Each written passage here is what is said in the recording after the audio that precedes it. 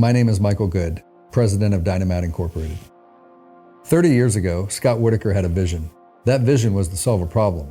Since then, millions of square feet of DYNAMAT have been manufactured and installed all over the world. And over the last 30 years, he has grown that company to become a market leader across the globe. Over the 30 years of DYNAMAT's existence, there has never been a compromise on superior quality. There has also been tremendous innovations across multiple markets, all through Scott's vision. Today, we're fortunate to have some time with Scott as he's reached a point in his career where he's moving on to the next chapter. But we're not going to let him go that easily.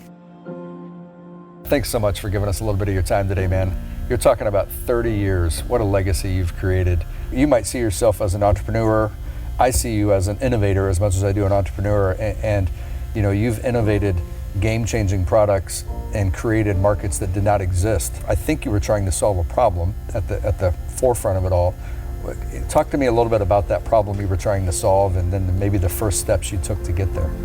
Well, originally it had nothing to do with me selling a product. It was about trying to make a car a better car. Got it. My car that I was working on, I had it all torn apart. I replaced parts. I lowered it, more power. So it looked great, it ran great when I got it all done, but it still felt like an old car. And I wanted to make it feel like a newer car. And that's really what DYNAMAT doesn't just, people equate it with lowering noise or improving sound quality in the stereo, but it makes the car a better car. You know, it's like you take a cheap car and you can make it feel like a more expensive car. Because right. In fact, acoustic materials and sound deadening is one of the things you're paying for in a more expensive car. Right. I started working on how to solve that problem for myself. And as I went through a couple of different stages of my life with jobs, became a product manager based on the fact that I'd actually helped a couple of other friends bring some products to market and found out that I was fairly good at that. It just dawned on me that I could maybe make a business out of selling a product I had come to realize would affect the car from an aesthetics point of view. Sure. You know, there's no moving parts. You know, it doesn't use any energy, doesn't create any sound. It was something that was almost too simple.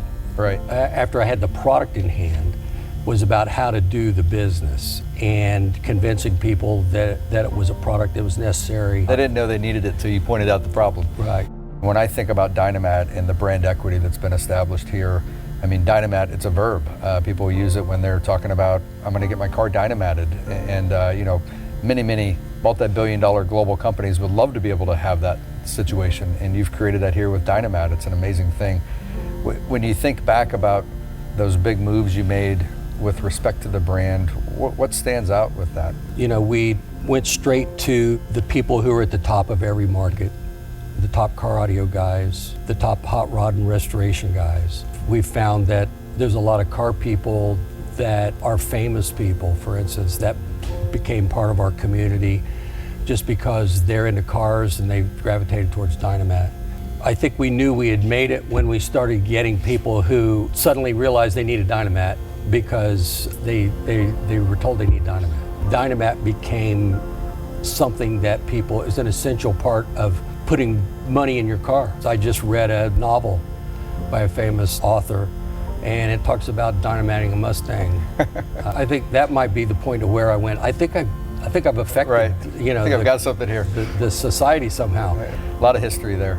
Speaking of history, we're standing here in front of several iconic cars. I know the Dynaliner has a really interesting story, and this car originated, though, you built a half car to show your product. Literally, it was the equivalent of this car cut in half. Right. Is it my understanding that some of your colleagues out in the trade shows challenged you to make the real car and you brought it back the next year? Yeah, there was a group of who's who standing there, and including some magazine guys, but yeah, the half car looks like half of this car.